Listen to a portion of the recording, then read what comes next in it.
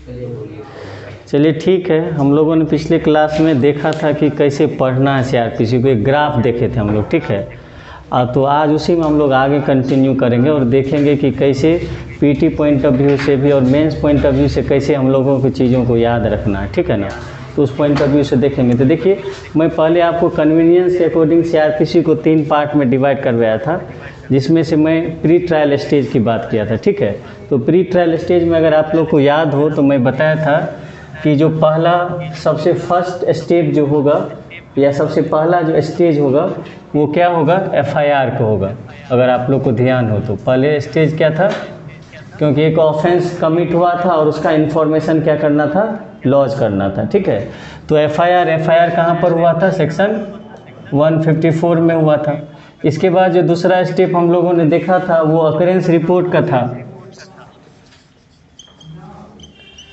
Occurrence report का था। इसको हम लोगों ने देखा कि अकरेंस रिपोर्ट कहाँ पर था, सेक्शन 157 में था। इसको हम लोग रेड विथ किसके साथ किए थे, 159 में, जहाँ पर मैं बताया था अगर निगेटिव अकरेंस रिपोर्ट आएगा तो क्या होगा। तो वो वाला बात हम लोग देखे थे, ठीक है। और इसके बाद में बोला था कि जैसे ही अकरेंस रिपोर्ट सेंड कर दिया जाएगा कंसर्न जुडिशियल मजिस्ट्रेट, उसमें मैं बताया था कि इम्पावर टू टेक कॉग्निजेंस, मतलब जिस भी जुडिशियल मजिस्ट्रेट को कॉग्निजेंस लेने के पावर वो सबको भेजा जा सकता है। उसके बाद हम लोग का नेक्स्ट स्टेप क्या था, इन्वेस्टिगेशन था।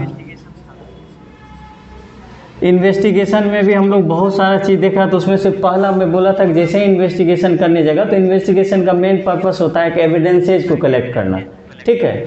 इसी में मैं पहला आपको क्या बताया था कि अरेस्ट बताया था, अगर आप लोग को ध्यान हो तो। और अरेस्ट में कहाँ से कहाँ तक बताया, 41 से लेकर के 60A तक बताया था, 60A तक। ये भी ध्यान रखना कि 41 से लेकर कहाँ तक है, 60A तक है। क्लियर है यहाँ तक। चलिए आगे हम लोग बात कर लेते हैं। तो अब देखिए अब करना क्या है, हाँ रुक जाइए, देखिए करना क्या है कि अब हम लोग इसको आज डील करेंगे कि 41 से लेकर के 60 तक क्या बात करता है। इसमें बहुत आपके मेंस पॉइंट ऑफ व्यू से भी इम्पोर्टेंट है, खास करके 41, 42 भी इम्पोर्टेंट है। जिनको बिहार वाला एपीओ का मेंस देना है उनके लिए हर एक सेक्शन को जानना जरूरी, क्योंकि उसी पर प्रॉब्लम बेस्ड क्वेश्चन बना करके आपसे पूछा जाएगा। तो हम लोग आज सीखेंगे 41 से लेकर के 60 तक। हाँ बताइए। हाँ वो सब हो गया है मनीष। हाँ वो हाँ वो मैं जानबूझ करके, हाँ जानबूझ करके मैं वैसा कर दिया हूँ। वो एरोप्लेन मोड में डालने से वैसा दिख रहा है, हाँ कोई दिक्कत नहीं। तो चलिए अब देखिए सब 41 से लेकर के 60A तक बात करेंगे। अब ध्यान से आप लोग को देखना और समझना। तो देखिए पहला सेक्शन हम लोग सेक्शन 41 पर ही बात कर लेते हैं।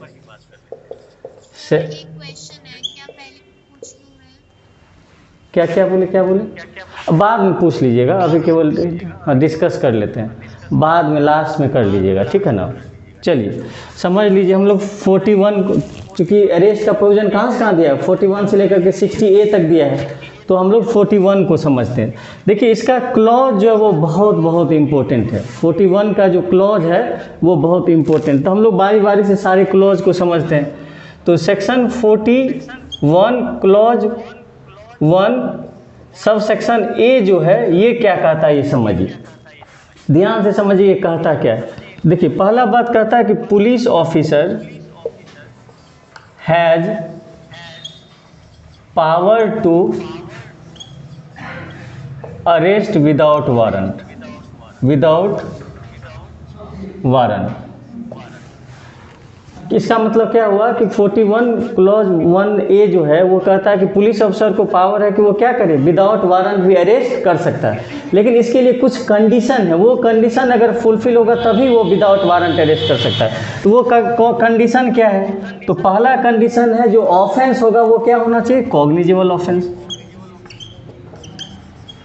क्या होना चाहिए, कॉग्निजिबल ऑफेंस। एक कंडीशन तो फुलफिल हो गया कि ऑफेंस कैसा होना चाहिए, कॉग्निजिबल ऑफेंस होना चाहिए।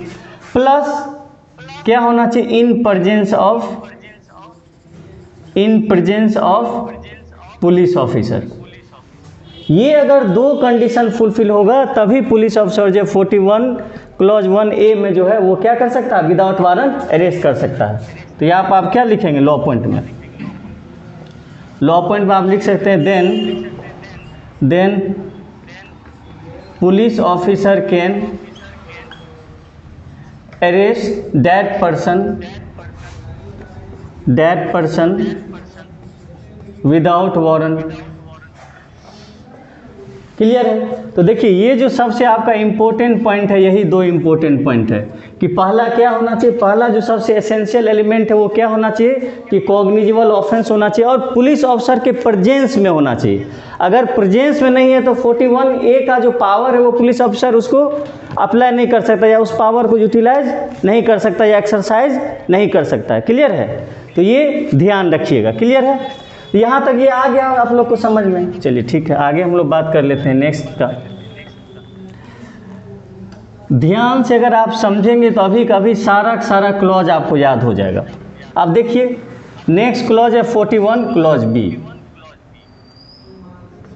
देखिए ये क्या कहता है, ये कहता है कि अगर कोई पुलिस ऑफिसर, क्या कहता है, इफ एनी पुलिस ऑफिसर, अगर कोई पुलिस ऑफिसर क्या करता है, कोई इन्फॉर्मेशन रिसीव करता है, किस कैसा information, cognizable offence related, cognizable offence से रिलेटेड।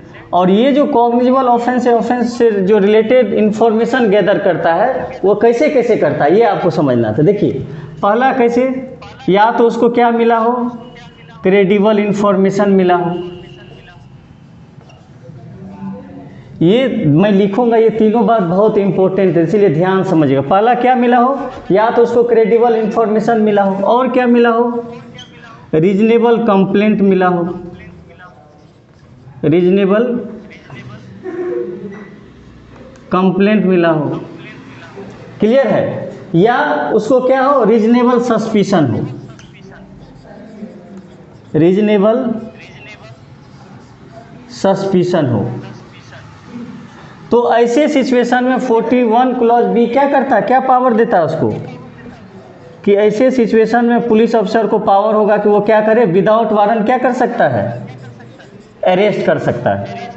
ये क्या है, ये जनरल रूल, या मैं इसको यहीं पर और क्लियर कर देता हूँ। देखिए पहले वाला में क्या था कि कॉग्निजिबल ऑफेंस कोई पर्सन करता है और किसके सामने करता है, पुलिस ऑफिसर के प्रेजेंस में करता है, तो then and there police officer क्या करेगा, 41 क्लॉज 1 एंड के अकॉर्डिंग अरेस्ट कर लेगा वहीं वहीं। लेकिन दूसरा क्लॉज थोड़ा सा टेक्निकल है, वो क्या है ये समझिए। कहा कि अगर कोई पुलिस ऑफिसर को या तो कोई पर्सन कॉग्निजिबल ऑफेंस किया है, उससे रिलेटेड उसको क्रेडिबल इंफॉर्मेशन मिला है, या रीजनेबल कंप्लेंट उसके पास आया है, या रीजनेबल सस्पिशन है, और वो जो कॉग्निजिबल ऑफेंस किया है वो ऑफेंस कितने ईयर्स का हो, कितने ईयर से पनिशेबल हो, कम से कम कितने ईयर से पनिशेबल हो, 7 या लेस देन 7, या 7 लिख लीजिए, लेस देन 7 और 7 ईयर्स। इसका मतलब ये हुआ कि या तो 7 साल से कम या 7 साल तक के पनिशेबल अगर ऑफेंस उन्होंने किया है, और जो किस नेचर का है, कॉग्निजिबल नेचर का है। तो ऐसे सिचुएशन में जनरल रूल क्या कहता है, इसमें मैं यहाँ पर लिख दे रहा हूँ आपको। ऐसे सिचुएशन में जनरल रूल क्या कहता है, जनरल रूल, ऐसे सिचुएशन में जनरल रूल कहता है कि पुलिस अफसर क्या करेगा, कॉग्निजिबल केस में भी अरेस्ट नहीं करेगा। ऐसे सिचुएशन में जनरल केस में भी क्या करेगा पुलिस अफसर, अरेस्ट नहीं करेगा। तो अब ये क्वेश्चन अराइज होता है जब 7 या लेस देन 7 ईयर्स का कोई कॉग्निजिबल ऑफेंस किया एक्यूज, तो पुलिस अफसर अरेस्ट नहीं कर सकता, तो फिर क्या करेगा। तो इसका आंसर आपको कौन बताता है, इसका आंसर सेक्शन 41 कैपिटल ए बताता है। क्लियर है? इसका आंसर कौन बताता है, सेक्शन 41 कैपिटल ए बताता है। और ये क्या कहता है, कहता है कि अगर कोई पर्सन कॉग्निजिबल ऑफेंस किया है और अगर उसका पनिशमेंट क्या है, लेस देन 7 या 7 ईयर्स है, तो ऐसे सिचुएशन में उस पर्सन को क्या करेंगे, आप अरेस्ट नहीं करके उसको नोटिस देंगे। क्लियर हुआ? नोटिस किस लिए देंगे कि भाई आप आइए और अपीयर हुए थाना में, या जहाँ बुलाएगा वहाँ उसको क्या होना पड़ेगा, अपीयर होना पड़ेगा। नवनीत ये बात क्लियर हुआ? बहुत इंपॉर्टेंट है, ये ध्यान रखिए। नहीं क्लियर हुआ? अच्छा जनरल रूल नहीं क्लियर हुआ? एक्सेप्शन मैं बताऊंगा। देखिए जनरल रूल क्या कहता है समझ, फिर से मैं रिपीट कर दे रहा हूँ। पहला वाला में आप लोगों ने क्या दिखा कि अगर कोई कॉग्निजिबल ऑफेंस करता है कोई पर्सन, किसके, पुलिस ऑफिसर के प्रेजेंस में, ऐसे सिचुएशन में पुलिस ऑफिसर को पावर है 41 स्मॉल ए के अंतर्गत कि वो क्या करे, देन एंड देयर अरेस्ट कर सकता है। लेकिन दूसरा जो 41(1)(b जो है ये थोड़ा टेक्निकल है। टेक्निकल क्या है, कहा कि अगर कोई पुलिस ऑफिसर को एक क्रेडिबल इंफॉर्मेशन या रीजनेबल कंप्लेंट या रीजनेबल सस्पिशन होता है कि उसने क्या किया है, कॉग्निजिबल ऑफेंस किया है। क्लियर है? तो और वो जो कॉग्निजिबल ऑफेंस किया है उसका पनिशमेंट क्या है, उसका जो पनिशमेंट है वो या तो 7 साल से कम है या 7 साल तक का है। तो ऐसे सिचुएशन में जनरल रूल कहता है कि पुलिस ऑफिसर को पावर नहीं होगा कि उसको अरेस्ट करे। वो क्या करेगा, जनरल रूल कहता है कि वो 41(a) के अंतर्गत उसको नोटिस भेजेगा ऐसे पर्सन को और कहेगा कि आप क्या होइए, अपीयर होइए। क्लियर हुआ ये बात? चलिए अब देखिए एक्सेप्शन क्या कहता है, यहीं पर मैं बताता हूँ, या चलिए मैं इसको हटाता ताकि स्पेस होगा। अब ये तो जनरल रूल हो गया। अब देखिए एक्सेप्शन क्या कहता है।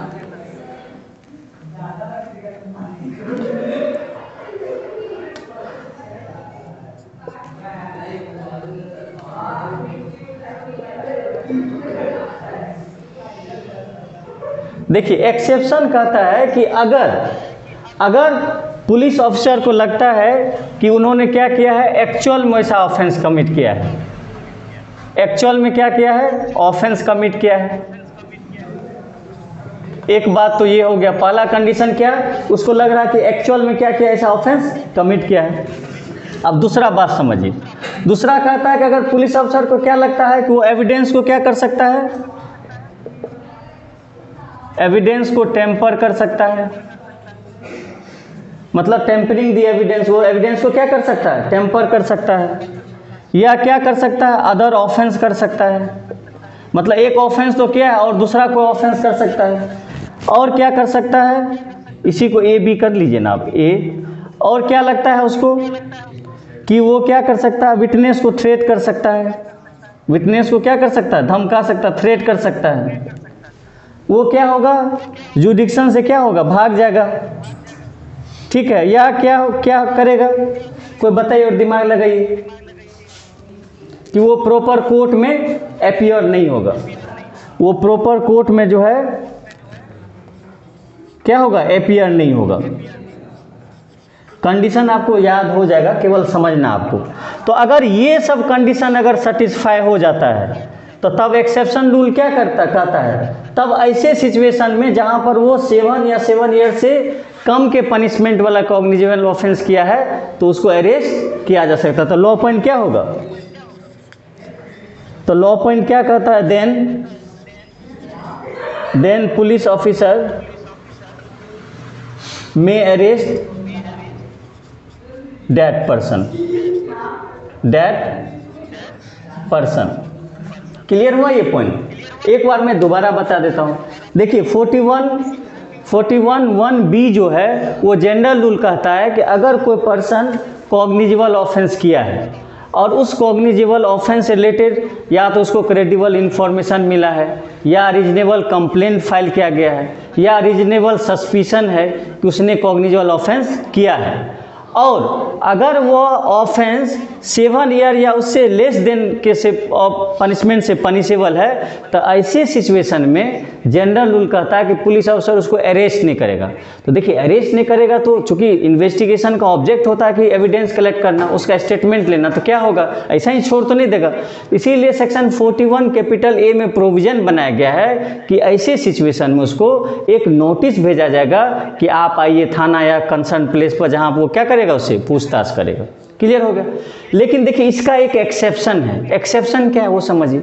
कहा कि अगर ये सेम बात एग्जिस्ट करता रहेगा, क्या कि अगर कॉग्निजिबल ऑफेंस किया, उसका क्रेडिबल इंफॉर्मेशन या रीजनेबल कंप्लेंट या रीजनेबल सस्पिशन है, और वो कॉग्निजिबल ऑफेंस क्या है, 7 या उससे लेस देन पनिशमेंट से क्या है, पनिशेबल है, तो ऐसे सिचुएशन में कहा कि अगर ये चीज़ सेटिस्फाई हो जाता है कि अगर पुलिस ऑफिसर लगता है कि वो एक्चुअल में किया है ऑफेंस, और लगता है कि वो क्या कर सकता है, वो जो है एविडेंस को टेम्पर कर सकता है, विटनेस को थ्रेट पहुंचा सकता है, वो दोबारा अदर ऑफेंस कर सकता है, वो कोर्ट पर प्रॉपर टाइम पर जिस समय कोर्ट को नीड होगी ट्रायल के टाइम पर वो नहीं आएगा, तो ऐसे सिचुएशन में अगर ये सब सर्कमस्टांसेज एग्जिस्ट करेगा तो इस केस में भी क्या करता है 41B कहता है कि आप पुलिस ऑफिसर को पावर होगा कि वो क्या करे, अरेस्ट कर ले। क्लियर हो गया यहाँ तक, कोई कन्फ्यूजन नहीं है? चलिए ठीक।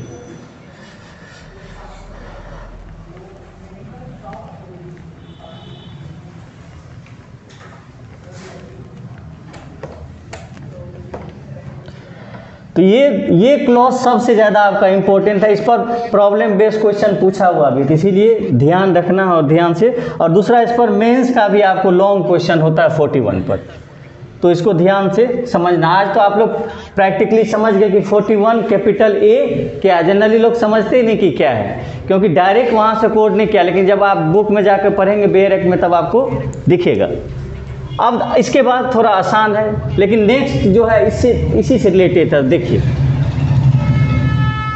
सेक्शन 41(1)(b)(a) एक प्रोविजन है। ये क्या कहता है समझिए। कहा कि अगर कोई पर्सन क्या करता है, कॉग्निजिबल ऑफेंस करता है। कैसा ऑफेंस करता है? कॉग्निजिबल ऑफेंस करता है। क्लियर है? चलिए, और कहा कि अगर ये कॉग्निजिबल ऑफेंस किससे पनिशेबल हो, more than 7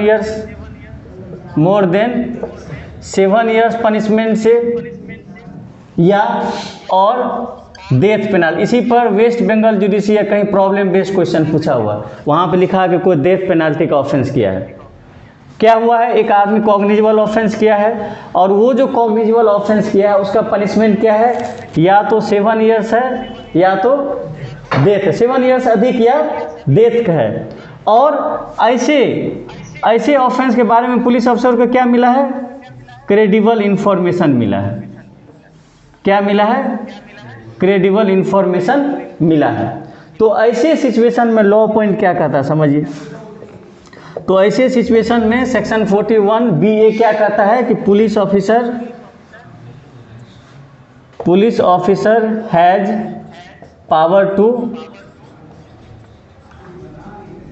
power to arrest without warrant. Clear हुआ इतना बात? तो ऐसे सिचुएशन में क्या कर सकता है, विदाउट वारंट अरेस्ट कर सकता है। यहाँ तक क्लियर हुआ? बताइए, ये पॉइंट में किसी को कुछ पूछना है? देखिए, ये जो पॉइंट है आपको ध्यान से समझना है चीज़ों को, मेंस पॉइंट ऑफ व्यू से। अभी थोड़ा सा आप ध्यान रखेंगे तो चीज़ें तो यहीं याद हो जाएगी आपको। क्लियर है? चलिए मैं मिटा देता हूँ। नेक्स्ट देखते हैं हम लोग के क्या कहता है। अब इसके बाद आसान है थोड़ा, तो समझते हैं हम लोग। अब समझिए आप 41(c) क्या कहता है, या एक काम मैं यहाँ पर कर देता हूँ। चलिए 41 जब कंप्लीट होगा तो मैं ABC पूरा उसका क्लॉज बता दूंगा, ABC सारा क्लॉज, ठीक है। अब देखिए ये C क्या कहता है। कहा कि अगर कोई प्रोक्लेम्ड ऑफेंडर है,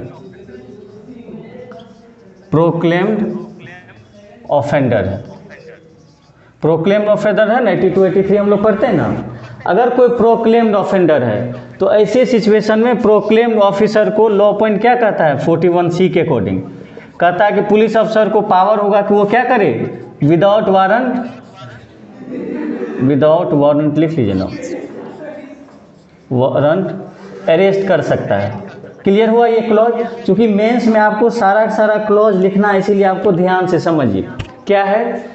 41(1)(c) में क्या कहता है कि अगर कोई प्रोक्लेम्ड ऑफेंडर है जिसको कोर्ट बुला रही है, प्रोक्लेम्ड ऑफेंडर एक बार बताया हूँ आप लोग को, अगर नहीं तो फिर हम लोग आगे पढ़ेंगे। अगर प्रोक्लेम्ड ऑफेंडर है तो ऐसे सिचुएशन में पुलिस अफसर को 41(1)(c) में क्या है, पावर है कि वो क्या करे, उसको विदाउट वारंट अरेस्ट कर सकता है। क्लियर है? चलिए ठीक है।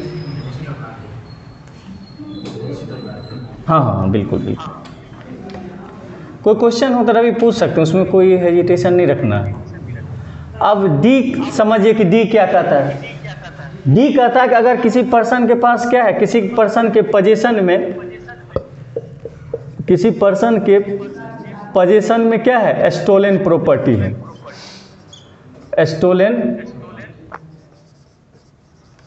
स्टोलन प्रॉपर्टी है। तो ऐसे सिचुएशन में लॉ पॉइंट क्या कहता है कि पुलिस अफसर को पावर होगा कि वो विदाउट वारंट क्या कर सकता है, अरेस्ट कर सकता है। थोड़ा सा माइंड अप्लाई करेंगे तो आपको सारा सारा क्लॉज याद हो जाएगा। केवल 3 क्लॉज थोड़ा सा टेक्निकल है। ए में तो भी इजी है, बी ए थोड़ा सा आपको देखना है दो, बाकी तो 1 लाइन का है। तो नवनीत यहाँ तक क्लियर है कि अगर किसी पर्सन के पोजीशन में स्टोलन प्रॉपर्टी है तो ऐसे सिचुएशन में पुलिस ऑफिसर को पावर है तो वो विदाउट वारंट उसको क्या करे, अरेस्ट करे। क्लियर है? या अरेस्ट कर सकता है या करे, हाँ कर ही लेता है, पुलिस तो अरेस्ट कर ही लेता है। चलिए अब हम लोग ई समझते हैं। अब देखिए ई क्या है। ई कहता है कि सपोज कि कोई पर्सन क्या करता है, एग्जीक्यूशन में ऑब्स्टेकल क्रिएट करता है। जैसे आपके फेवर में जजमेंट आ गया प्रॉपर्टी का, उसका एग्जीक्यूशन कराना है या कोई एग्जीक्यूशन का मैटर है, और अगर एग्जीक्यूशन में अगर कोई क्या करता है, ऑब्स्टेकल क्रिएट करता है, तो ऐसे सिचुएशन में 41(1) क्या देता है पावर पुलिस अफसर को कि आप क्या कीजिए, विदाउट वारंट उसको अरेस्ट कर लीजिए। ये जॉरी भी है, कितना अप्लाई होता है ये तो नहीं मुझे पता, लेकिन ये बहुत अच्छा है कि एग्जीक्यूशन में जैसे ही कोई जैसे सपोज कि आपके फेवर में कोई जजमेंट आया प्रॉपर्टी का, आप उसको एग्जीक्यूट कराने जा रहे हैं और जो है ऑब्स्टेकल क्रिएट कर रहा है, तो ऐसे सिचुएशन में 41(1) क्या कहता है कि आप उसे पर्सन को विदाउट वारंट क्या कर सकते हैं, अरेस्ट कर, आप मतलब पुलिस ऑफिसर। क्लियर है यहाँ तक? चलिए नेक्स्ट समझिए। चलिए एफ समझिए। अब देखिए 41(1) एफ क्या, एफ से कोरिलेटेड है। ऐसे मैं इसमें ट्रिक बताता लेकिन नहीं बता, जब मैं टारगेट आपको बताऊंगा तो उसमें मैं टारगेट बेस में बता दूंगा, ठीक है ना, सारा ट्रिक बता दूंगा, आपको याद हो जाएगा। अभी समझते जाना, ऐसे अभी याद भी हो जाएगा, थोड़ा सा आप ध्यान रखेंगे तो।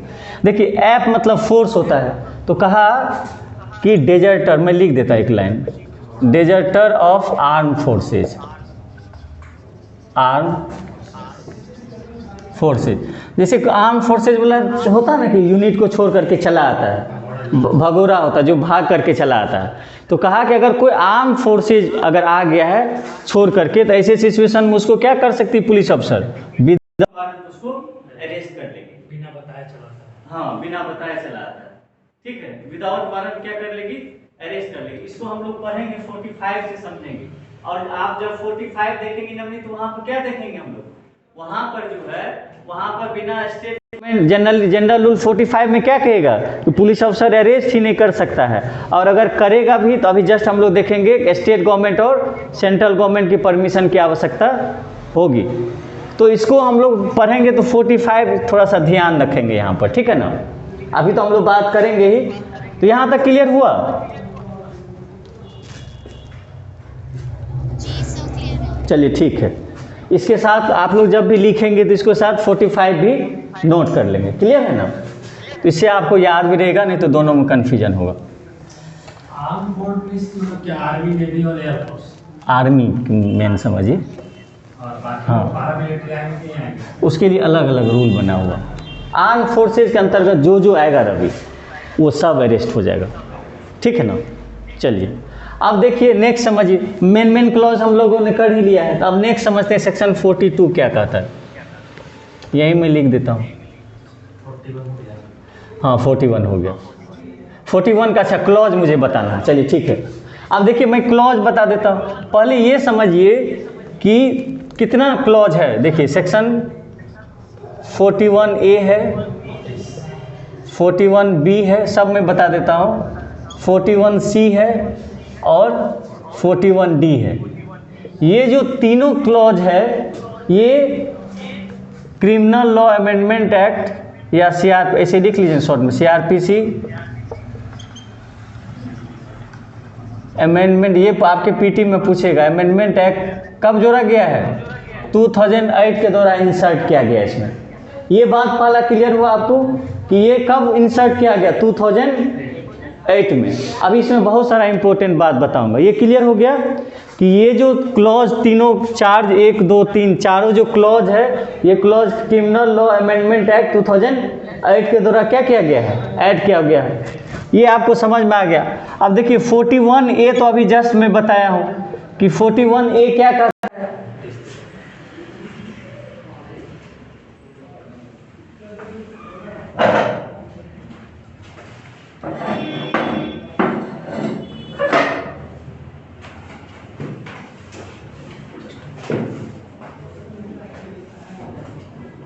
एटीएम पे है, उसको पॉकेट में से लगाइए, इसमें गया है।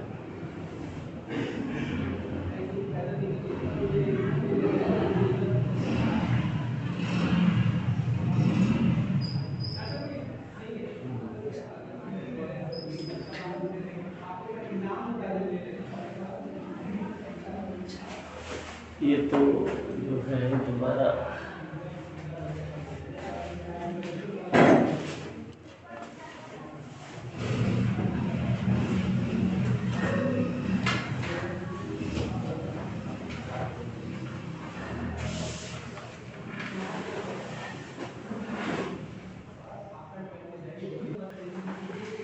चलिए देखिए, तो यहाँ हम लोग क्या देख रहे थे। यहाँ पर हम लोग देख रहे थे कि 41 capital A, capital B, capital C और कैपिटल डी। देखिए आपके पीटी पॉइंट ऑफ व्यू से इंपॉर्टेंट है कि ये कब ऐड किया गया था। ये कब ऐड किया गया? 2008 में ऐड किया गया। क्लियर है ना? अब 41 ए में तो मैं बता ही दिया, ये किससे कनेक्टेड है? 41 बी से कनेक्टेड है, जिसमें कहा गया कि अगर कोई पर्सन कॉग्निजेबल ऑफेंस करता है जिसका पनिशमेंट क्या है? 7 ईयर या लेस देन 7 ईयर्स है, तो ऐसे सिचुएशन में उस पर्सन को अरेस्ट नहीं किया जाएगा, उसको क्या किया जाएगा? उसको नोटिस भेजा जाएगा क्या? अपीयर हुए। ठीक है। अब मेन आपको समझना 41 बी। देखिए 41 बी क्या है? Section 41 B. देखिए एक बहुत इंपॉर्टेंट क्वेश्चन आपसे पूछा जाएगा पीटी में कि ये किस केस में जोड़ा गया? अभी पता है किस केस में 41 बी ऐड किया गया? संतोष जी आपको अगर ध्यान हो, मैं बहुत बार बताया, DK Basu case. DK Vasu versus state of West Bengal. ये ध्यान रखिएगा आप लोग कि ये जो 41 बी है ये DK Vasu versus state of West Bengal में ऐड है। इसमें कहा क्या गया ये समझिए। कहा कि पहले तो जो पुलिस अफसर होगा वो क्या होगा? क्लियर आइडेंटिफिकेशन,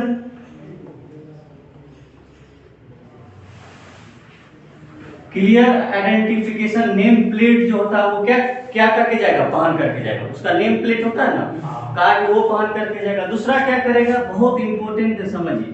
दूसरा क्या करेगा? मेमोरेंडम ऑफ अरेस्ट तैयार करेगा। क्या तैयार करेगा? Memorandum of arrest. क्लियर है? मेमोरेंडम ऑफ अरेस्ट तैयार करेगा। और ये जो मेमोरेंडम ऑफ अरेस्ट तैयार करेगा, इस पर उसके फैमिली मेंबर का सिग्नेचर कराएगा। किसका सिग्नेचर कराएगा?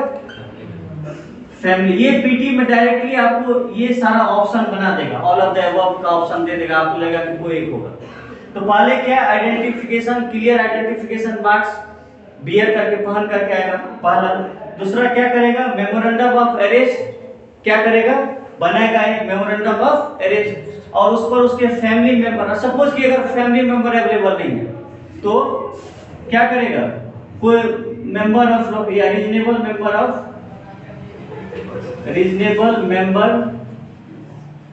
Member of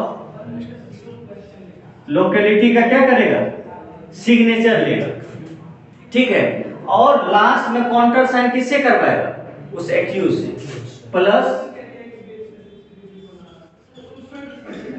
plus counter signed bye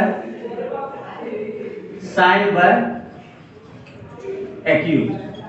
I think clear होगा। फिर से समझ लेते कि 41 B PT point of view से और मेंस पॉइंट ऑफ व्यू से अगर आपको ड्यूटी अगर पूछ दिया कि पुलिस अफसर का ड्यूटी क्या होगा जिसमें वो अरेस्ट करेगा, तो उस पॉइंट ऑफ व्यू से भी क्या है आपका इंपॉर्टेंट है। तो समझिए क्या है। पहले तो वो क्या करेगा? आइडेंटिफिकेशन मार्क लगा करके जाएगा। दूसरा क्या करेगा?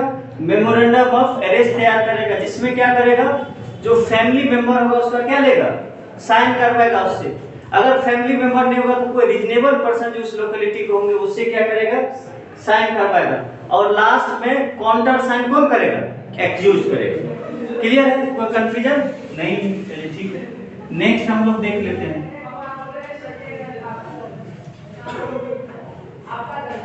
अब देखिए 41 सी क्या कहता है। देखिए सी से हो जाएगा कंट्रोल रूम। क्या हो जाएगा? Control room. ये सी से कंट्रोल रूम हो जाएगा ना। तो कहा कि कंट्रोल रूम कहाँ कहाँ होगा? कहा कि एक डिस्ट्रिक्ट लेवल को होगा और एक स्टेट लेवल पे। एक डिस्ट्रिक्ट लेवल पर होगा और एक स्टेट लेवल पर होगा। क्लियर हुआ ये बात? क्यों होता है कंट्रोल रूम, ये समझ लीजिए।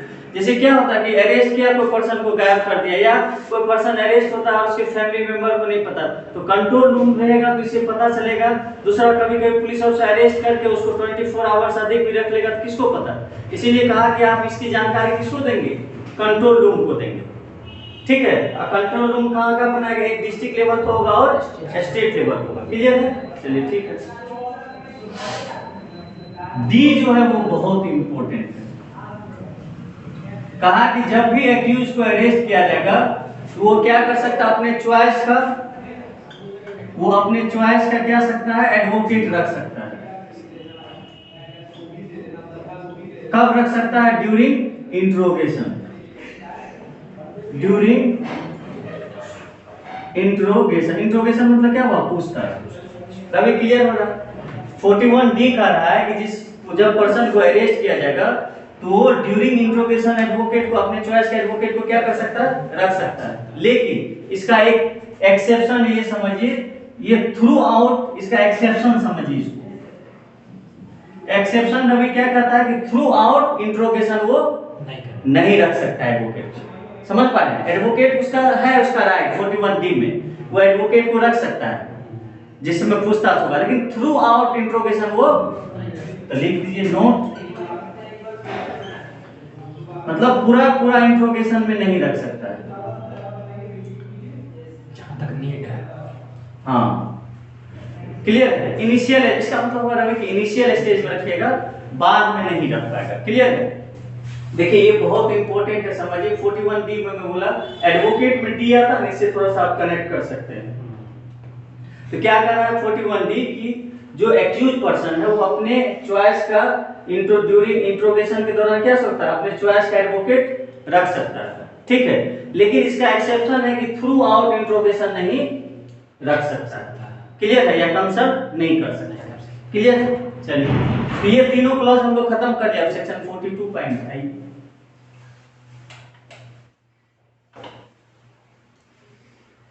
42 भी बहुत इंपॉर्टेंट है, समझिए क्या करता है 42 पर भी आपका प्रॉब्लम बेस्ड क्वेश्चन बनता है, तो इसको आपको ध्यान से समझना है। सेक्शन 42 सेक्शन, देखिए 42 पहले मैं एक बात में लिखता हूं, इससे आपको क्लियर हो जाएगा। Section 42 is exception of section 41। Section 42 is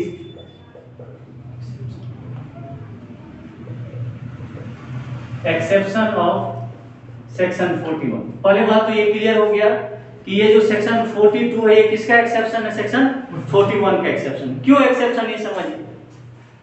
कह रहा है कि अगर कोई पर्सन, लिखिए, इफ एनी पर्सन क्या कमिट्स करता है? Non cognizable offence. क्या करता है? Non cognizable offence. और नॉन कॉग्निजेबल ऑफेंस करने के बाद वो क्या करता है? वो अपना या तो फॉल्स नेम बताता है, फॉल्स नेम और एड्रेस, नेम और एड्रेस। पहला क्या करता है? फॉल्स नेम और एड्रेस बताता है। या रवि क्या करता है? रिफ्यूज करता है क्या? नेम और एड्रेस बताने से। ध्यान से समझिए। कहा कि अगर कोई पर्सन कैसा ऑफेंस करता है? नॉन कॉग्निजेबल नेचर का ऑफेंस करता है, और वो जब पुलिस उससे नाम पूछता है तो वो क्या बताता है? फॉल्स नेम और एड्रेस बताता है, या वो क्या करता है? रिफ्यूज कर देता नाम और एड्रेस बताने से। तो ऐसे सिचुएशन में लॉ पॉइंट क्या कहता है?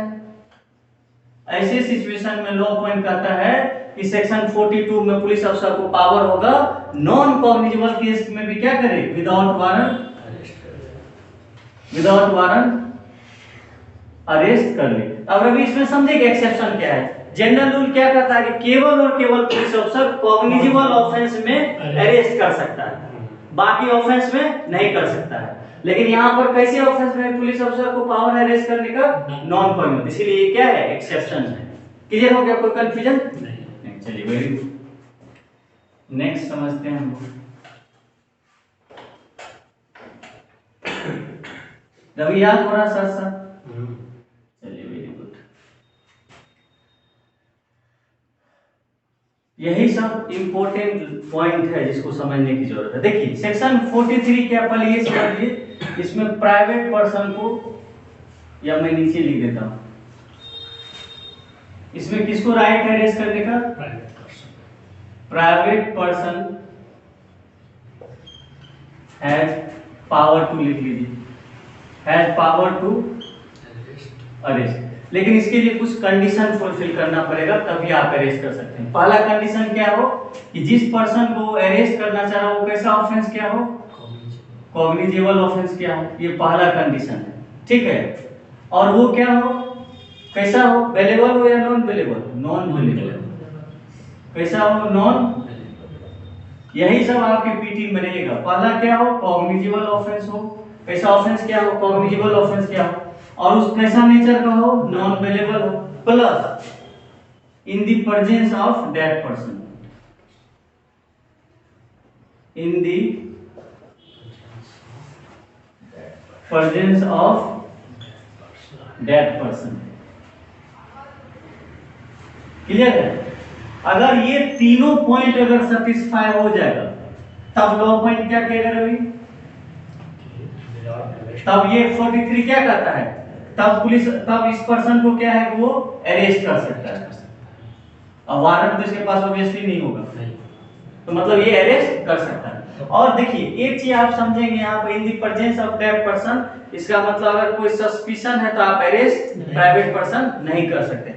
आपके अगर प्रेजेंस में हुआ तभी आप कर सकते हैं, और अगर आपको सस्पिशन है तो सस्पिशन के आधार पर आप नहीं कर सकते। सस्पिशन के आधार पर पुलिस को पावर होगा, आपको पावर नहीं होगा। क्लियर है? चलिए ये आपको रखना पड़ेगा कि कॉग्निजेबल ऑफेंस क्या हो, नॉन बेलेबल क्या हो, ठीक है, और उसके प्रेजेंस में क्या हो, तब वो क्या कर सकता है? अरेस्ट कर सकता है। अदरवाइज उसको पावर अरेस्ट करने का नहीं है। अरेस्ट करने के बाद क्या होगा, जितना जल्दी पॉसिबल वो पुलिस अफसर को वो क्या करेगा? सबमिट कर देगा। तो ये सब होगा, ठीक है। चलिए इसमें और पढ़ेंगे, अगर पुलिस अफसर को लगेगा ये अरेस्ट करने वाला ऑफेंस नहीं किया है तो फिर क्या करेगा? उसको छोड़ देगा, उसको बॉन्ड एग्जीक्यूट करवा करके। ये भी इंपॉर्टेंट बात है, लेकिन अभी मैं इंपॉर्टेंट जो फैक्ट है मैं उसको बता रहा हूं, ठीक है। चलिए अब समझिए 44 क्या है। 44 यूनिक डिजिट है रवि, यूनिक है। तो यूनिक पर्सन की बात क्या है, इसमें कहा है कि जुडिशियल मजिस्ट्रेट, जुडिशियल मैजिस्ट्रेट और एग्जीक्यूटिव मजिस्ट्रेट, ये दोनों को भी पावर होगा अरेस्ट करने का, ये दोनों को भी पावर होगा अरेस्ट करने का। लेकिन इसके लिए कंडीशन क्या हो कि वो पर्सन क्या हो? एनी ऑफेंस किया। कैसा ऑफेंस क्या हो? Any offence. बेरेक्ट निकालिए, बेरेक्ट निकालिए, किसी आरपीसी वाला है। और देखिए 44 में लिखा हुआ है एनी ऑफेंस, मैं दिखा दे रहा हूं। ये आपको याद भी रखना है कि एनी ऑफेंस है। हाँ रुक जाइए, रवि देखिए निकालिए बेरेक्ट। देखिए मैं पढ़ रहा हूं, देखिए करा व्हेन एनी ऑफेंस है उसको अंडरलाइन कीजिए, एनी ऑफेंस को।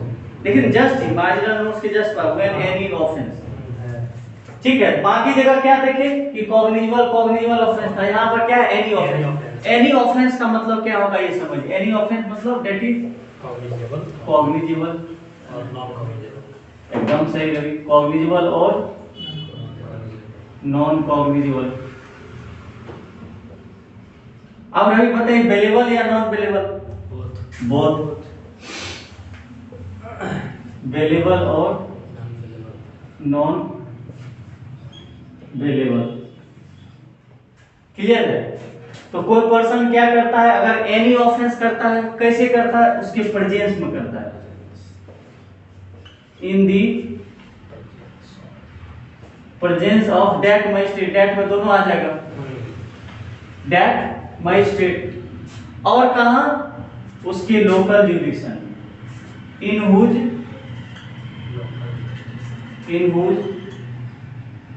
Local jurisdiction.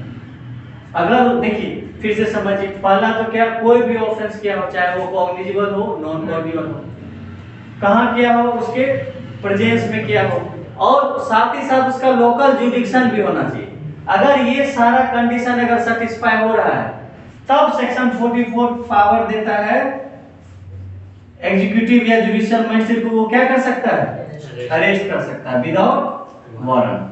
वारंट की तो जरूरत ही नहीं।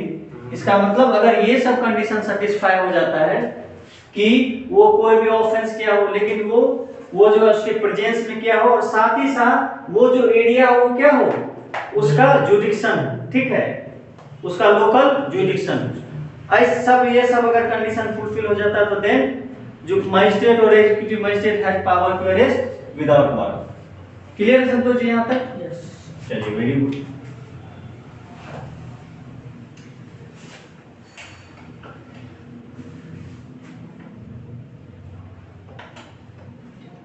अब रवि आते हैं 45, जो वहां पर हम लोग 41(1)(f) में देखे थे। देखिए 45 क्या कहता है, ये प्रोटेक्शन की बात करता है, किसकी, आर्म फोर्सेज की। आर्म फोर्सेज ऑफ यूनियन लिख लीजिए, arm forces of union. Ravi इसमें सीधी सीधी समझना है कि आर्म फोर्सेज ऑफ यूनियन को आप अरेस्ट नहीं कर सकते, ये जनरल रूल है। लेकिन एक्सेप्शन रवि इसका क्या कहता है, इसका एक्सेप्शन क्या कहता है, कहता है कि आपको with the permission of central government और स्टेट गवर्नमेंट, अगर परमिशन आपको मिलेगा तब आप क्या कर सकते हैं, देन इसको लॉ पॉइंट लिख लीजिए, then police officer can arrest. मतलब जनरली आप जो आर्म फोर्सेस के हैं उनको आप अरेस्ट, वहां डेजर्टर थे, अंतर ध्यान रखिएगा, वहां पर क्या था, डेजर्टर छोड़ करके भाग आया। लेकिन यहाँ पर क्या कि अगर कोई ऑफेंस हो गया है इनसे, तो आप जब तक सेंट्रल गवर्नमेंट और स्टेट गवर्नमेंट का परमिशन नहीं लेंगे तब तक उसको अरेस्ट नहीं कर सकते। क्लियर हो गया, कोई कंफ्यूजन नहीं। 46 बहुत बहुत इंपॉर्टेंट है, समझिए क्या है 46।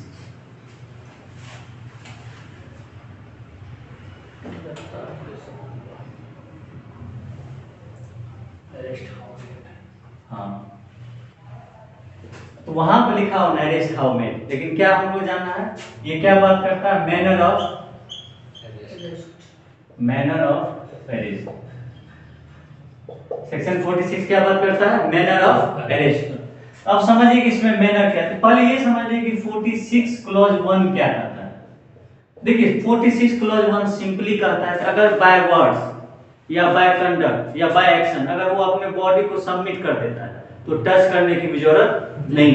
लेकिन अगर नहीं करता तो आप उसको जैसे हाथ पकड़ लेंगे, जैसे कॉलर पकड़ लेते हैं तो हाथ पकड़ करके आप उसको लेंगे, मतलब आप टच कर सकते हैं।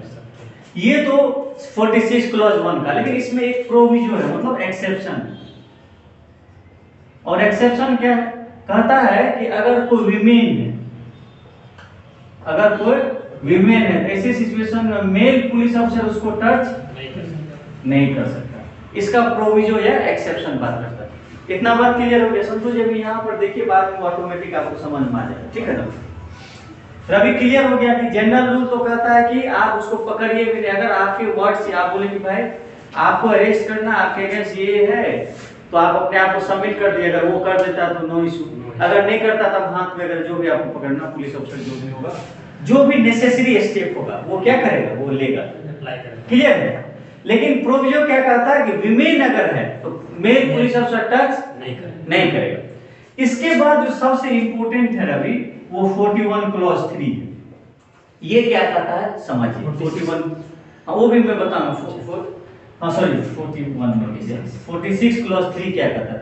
सपोज किए कि कोई पर्सन क्या किया है, लाइफ इम्प्रिजनमेंट का ऑफेंस किया है। कैसा ऑफेंस किया है, लाइफ इम्प्रिजनमेंट और डेथ पेनल्टी के पनिशेबल ऑफेंस। मतलब एक ऐसा ऑफेंस किया जिसका पनिशमेंट क्या है, लाइफ इम्प्रिजनमेंट या डेथ है। और ऐसे सिचुएशन में आप क्या कर रहे हैं, फोर्सली क्या कर रहे हैं, रेसिस्ट कर रहे हैं। फोर्सली रेसिस्ट कर रहे हैं, किस चीज से, अरेस्ट करने से। तो ऐसे सिचुएशन में लॉ पॉइंट क्या कहता है, ऐसे सिचुएशन में लॉ पॉइंट आपको कहता है कि आप डेथ तक भी कॉज कर सकते हैं अरेस्ट करने के दौरान। क्लियर हुआ? इसको ध्यान से समझिए, बहुत इंपॉर्टेंट है। 43 कहता है कि अगर कोई पर्सन क्या किया है, लाइफ इम्प्रिजनमेंट से पनिशेबल ऑफेंस किया है या डेथ से पनिशेबल ऑफेंस किया है, और वो अरेस्ट जब आप पुलिस ऑफिसर करने जाता है तो वो क्या करता है, फोर्सिबली रेसिस्ट करता है। तो ऐसे सिचुएशन में पुलिस अफसर को 46 क्लॉज 3 में पावर है कि उसका डेथ तक भी कॉज कर सकता है। क्लियर है? हाँ, वो तो थोड़ा सा ग्रेविटेड हो गया, अदरवाइज आपको है कि आप डेथ तक भी कॉज कर सकते हैं। उसमें तो प्ली तो इसी का लिया गया होगा, उसमें कोई संदेह नहीं। इसको करना है। चलिए, वेरी गुड, यहाँ तक तो आ गया समझ में। अब समझिए, अब देखिए एक बहुत इंपॉर्टेंट है, वो क्या है, सेक्शन 46 क्लॉज 4। सेक्शन 46 क्लॉज 4, इसमें क्या इंपॉर्टेंट है ये समझिए। इसमें कहा कि अगर कोई महिला है, विमेन है, कोई विमेन है, इसको क्या किया जाएगा, आफ्टर सनसेट और and before sunrise, no arrest.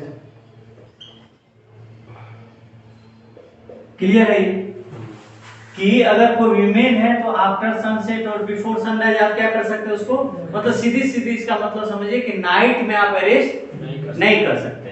Clear है? लेकिन इसका एक्सेप्शन क्या कहता है समझिए, इसका एक्सेप्शन क्या कहता है समझिए। इसका एक्सेप्शन कहता है कि जुडिशियल मजिस्ट्रेट फर्स्ट क्लास के परमिशन से अगर नेसेसरी हो तो विमेन पुलिस ऑफिसर क्या कर सकती है, विमेन पुलिस ऑफिसर अरेस्ट कर सकती है विमेन को भी, कब, नाइट में। ये क्लियर हो गया। लेकिन इसके ये तब तक कंप्लीट नहीं होगा जब इसके साथ एक केस आप नहीं पढ़ेंगे। तो याद दिलाएं कि कौन सा केस है, जोगिंदर सिंह पढ़े होंगे, state of UP, Joginder Singh. इसमें क्या कहा गया, कहा कि डे लाइट में मेल पुलिस ऑफिसर क्या कर सकता है, विमेन को अरेस्ट कर सकता है। ये बहुत इंपॉर्टेंट है। और संतोष जी, आपको पब्लिक प्रोसिक्यूटर ऑफिसर जो बिहार वाला मेंस में बहुत इंपॉर्टेंट है, ये समझिएगा, ठीक है। क्या है कि इस केस में सुप्रीम कोर्ट क्या कहे कि डे लाइट में, मतलब डे में जो है मेल पुलिस अफसर, देखिए टच तो नहीं करेगा क्योंकि 46 क्लॉज 1 को फॉलो करना प्रोविजन को, लेकिन डे लाइट में, अगर डे में सपोज कि विमेन पुलिस ऑफिसर नहीं है या विमेन कांस्टेबल भी नहीं है पुलिस ऑफिसर के साथ, तो ऐसे सिचुएशन में सुप्रीम कोर्ट कहे कि वो डे में क्या कर सकता है, अरेस्ट कर सकता है। आई थिंक क्लियर हो गया होगा। ये सब पर पीटी में क्वेश्चन है।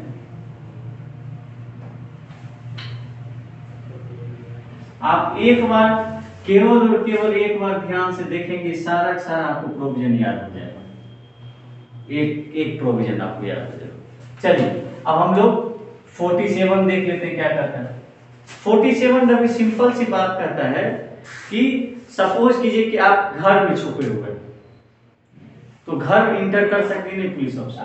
47 कहता है कि पुलिस अफसर को पावर होगा कि वो आपके घर में इंटर करके आपको सर्च कर सकता है, अगर उसको सस्पिशन है कि आप घर में छुपे हुए। अगर आप घर नहीं खोलेंगे तो क्या करेगा, आपके दरवाजा को तोड़ सकते हैं उसे।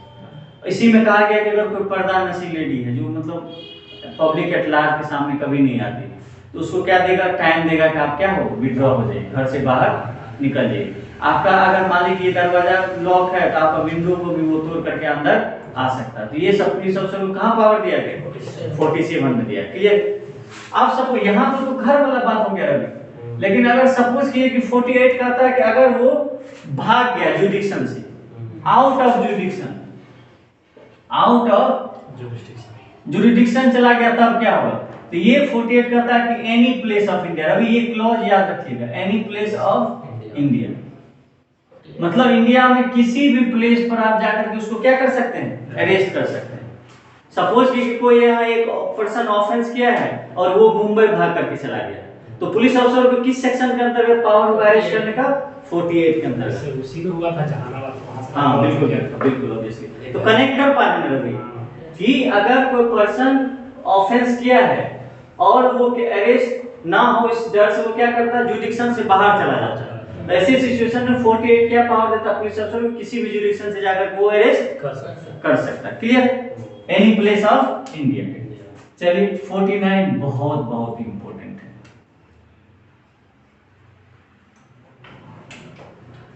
अब देखिए 49 क्या कहता है?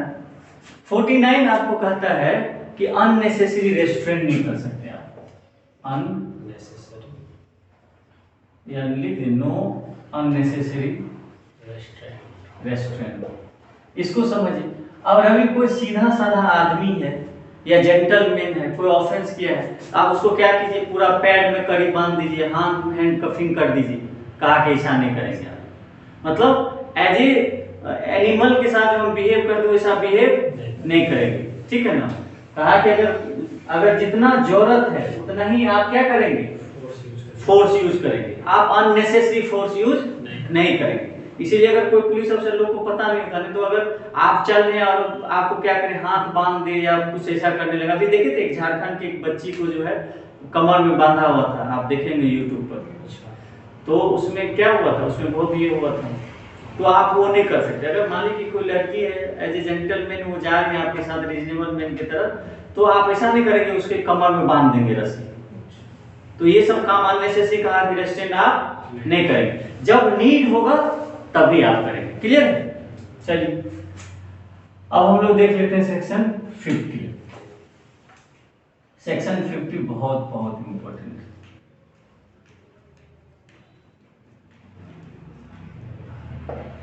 ये कहता है कि अगर किसी पर्सन को किसी ऑफेंस में आप अरेस्ट किए हैं, नॉन कॉग्निजेबल ऑफेंस में, अगर अभी किसी पर्सन को आपने नॉन कॉग्निजेबल ऑफेंस में अरेस्ट किया है, तो ऐसे सिचुएशन में उसको आप क्या बताएंगे, ग्राउंड्स ऑफ अरेस्ट बताएंगे। ग्राउंड्स ऑफ अरेस्ट, पहला तो क्या बताएंगे Santosh ji, grounds of arrest plus और क्या बताएंगे, राइट ऑफ बेल। क्या बताएंगे रवि, राइट ऑफ। बहुत बहुत इंपॉर्टेंट है सेक्शन 50। क्या है कि कहा कि अगर कोई पर्सन नॉन कॉग्निजेबल ऑफेंस करता है और ऐसी सिचुएशन आप उसको अरेस्ट कर रहे हैं, तो आपको उसको ग्राउंड्स बताना पड़ेगा कि क्यों आप अरेस्ट कर रहे हैं, ठीक है। और दूसरा, जैसे ही आप अरेस्ट कर लेंगे तो उसको आप बताएंगे कि आपका क्या है, बेल का राइट, आप बेल ले सकते हैं। क्लियर है? तो चलिए थैंक यू सो मच। आज हम लोग यहीं तक रखते हैं।